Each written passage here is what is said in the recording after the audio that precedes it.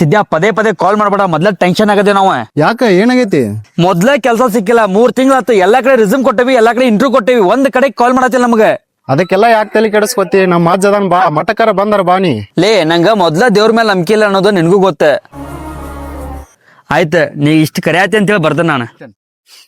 ಎಲ್ಲಿಗೆ ಲೇಪ? ಸಿದ್ಯಾ ಮಠಕ್ ಬಾಣ ಅಂತಾನ, ಹೋಗ್ಬರುಂಬ.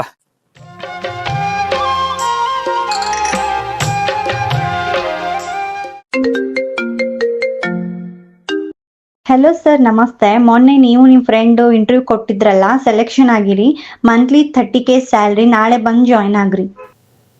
ಏನಾತ್ಲಿ? ಯಾಕೆ ಮಗ ಜಾಬ್ ಸಿಕ್ಲೆ ನಮ್ಗ 30,000 ರೂಪಾಯಿ ಸ್ಯಾಲ್ರಿ ಲೇ. ಓಂ ನಮ ಶಿವಾಯ ಎಂದರೆ ಸಾಕು, ಗುರು ಒಲಿವನಂತೆ.